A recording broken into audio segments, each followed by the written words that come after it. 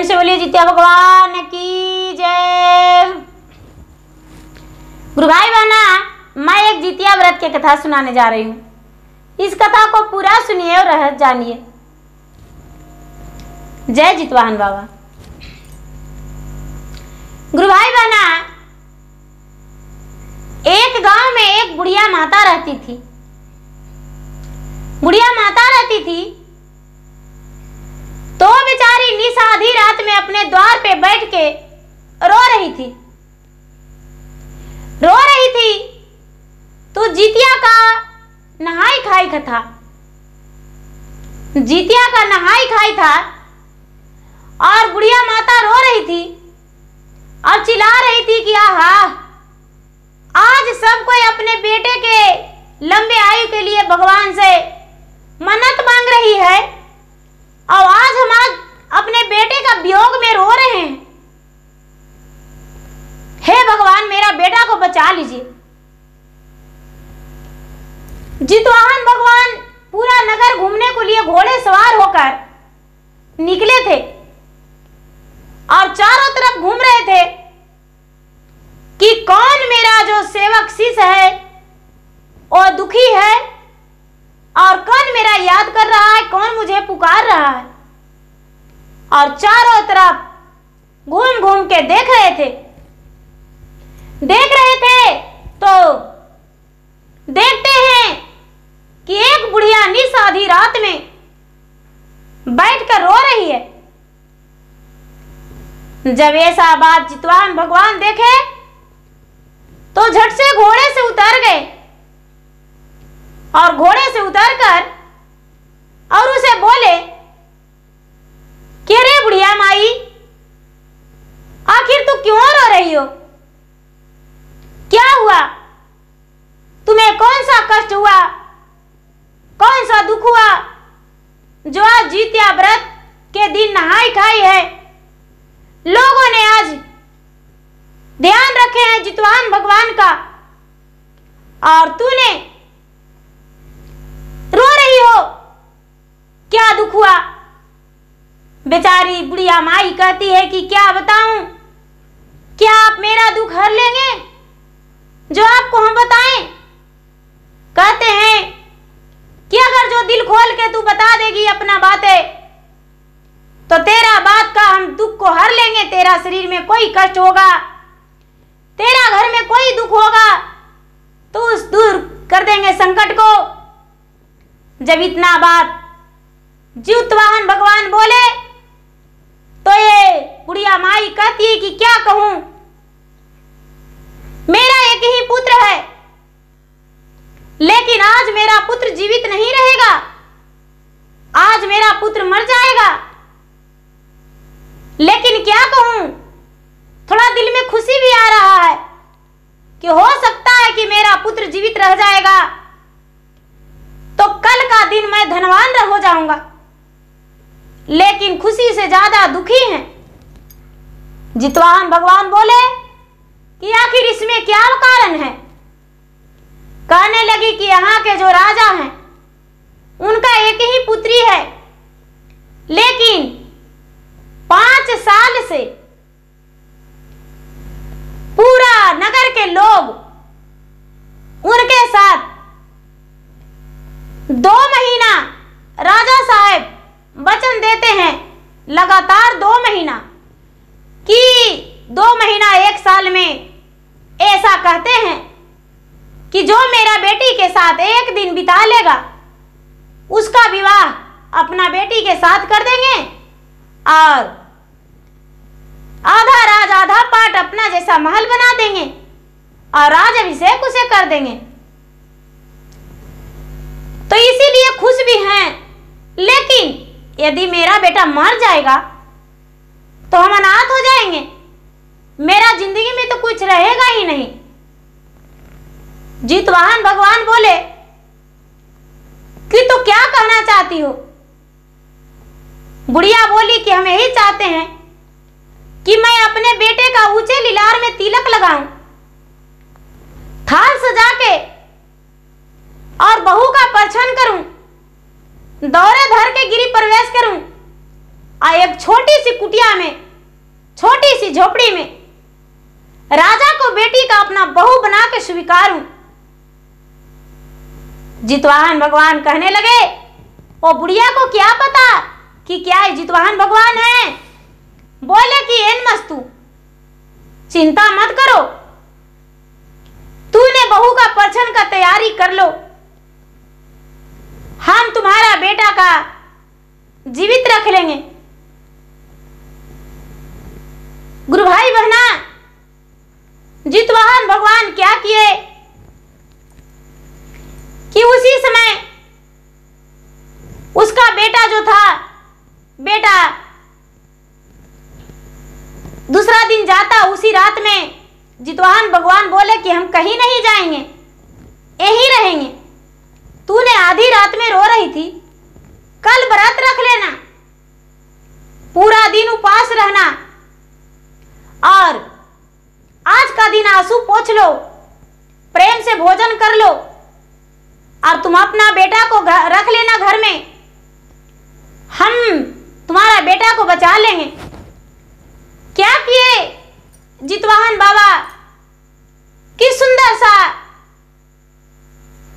एक पुतला को बनाए और उसे एक राजा का पोशाक पहना दिए। राजा का पोशाक पहना के और उस पे राज तिलक लगा के, राजा का मुकुट पहना के, और जितवाहन बाबा रानी सो गई तो उसके पलंग पे ले जाके सुला दिए, पलंग पे सुला दिए और सुला के और चुपचाप एक तरफ खड़ा हो गए, एक तरफ एक तलवार लेकर खड़े हो गए। ठीक 1 बजा 2 बजा तो जो रानी राजकुमारी थी उसका पेट में नाग रहता था और नागिन रहती थी।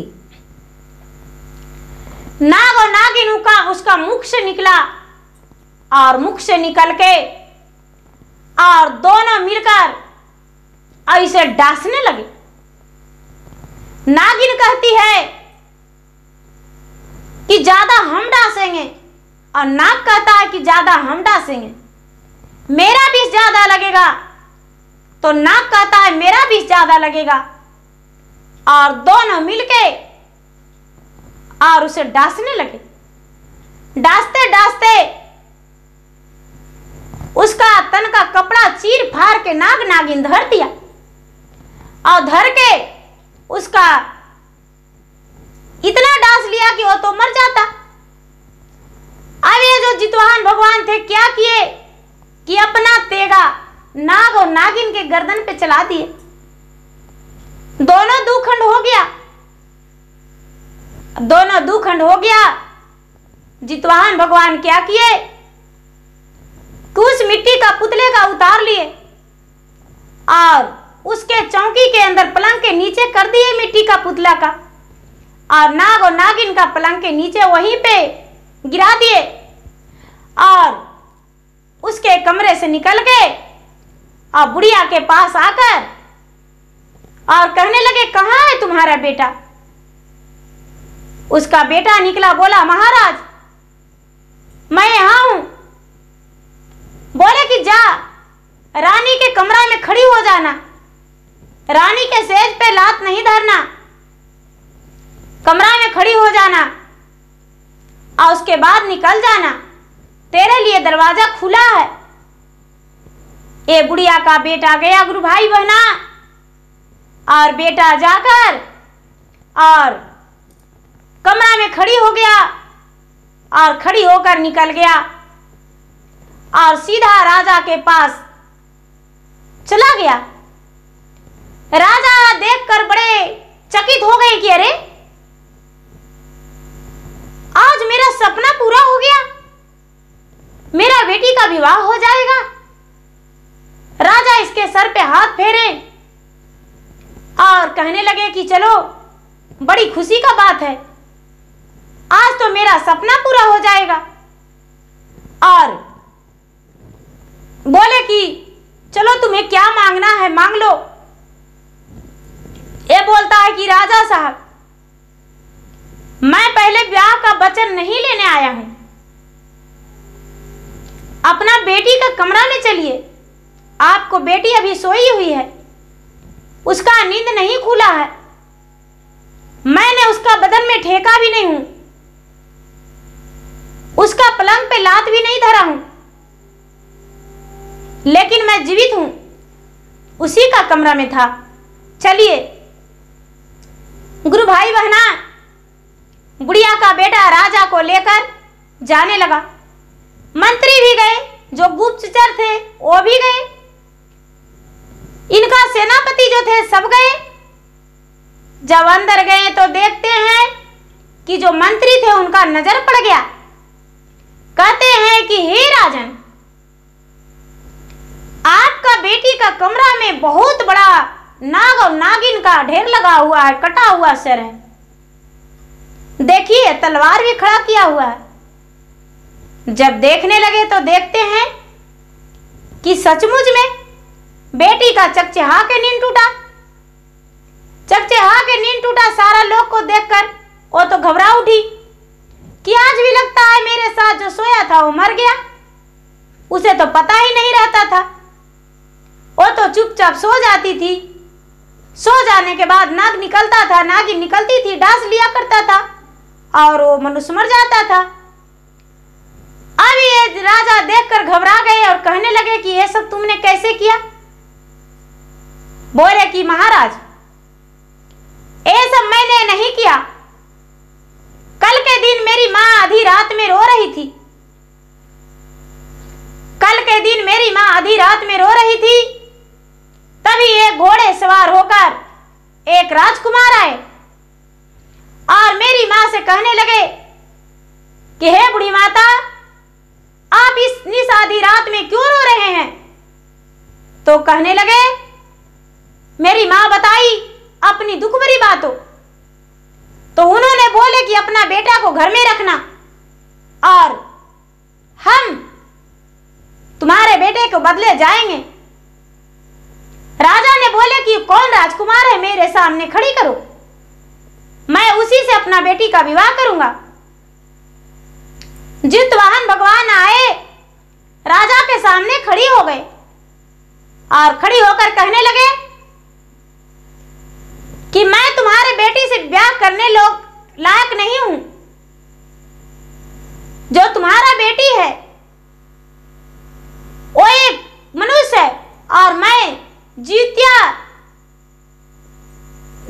देव हूं, जितवाहन भगवान हूं, जित्या महाराज हूं, इसीलिए मैं इसका जानकर अच्छा करने के लिए ऐसा मुझे करना पड़ा। और जो पलंग के अंदर पुतला रखा हुआ था वो निकाल के पुतला को दिखा दिए कि इस पुतला को मैंने तुम्हारे बेटी का पलंग पे सुला दिया और बेटी का पलंग पे सुला के और पूरी रात छोड़ दिया और मैं एक कोने में तलवार लेकर खड़ी रहा कि इसका पेट से क्या निकलता होगा, बाघ निकलता है, शेर निकलता है, सर्प निकलता है या खुद के ये मार देती है। इसीलिए हम खड़ी थे, लेकिन जब 1 से 2 बजा, 1 से 2 के बीच में तुम्हारा बेटी का मुख से जब बेटी तुम्हारा खराटा लेने लगी तो मुख से निकला जोड़ा नाग नागिन और दोनों मिलके इसका शरीर को नोचने लगा, पुतला को शरीर को नोच चीर के पूरा इसका कपड़ा को फाड़ दिया और उसके बाद जब उसका मुंह में प्रवेश करता तो मैं दोनों का 2 खंड कर दिया और मार कर गिरा के पलंग के नीचे करके और पुतला को पलंग के नीचे करके और उसके बाद मैं इसके पास चला गया और जाकर इसे कह दिया, ये आया। इसलिए हे राजन, आपका राज का उत्तराधिकारी कोई और नहीं, ए बुढ़िया का बेटा है। आपका राज का उत्तराधिकारी कोई और नहीं, यही बनेगा।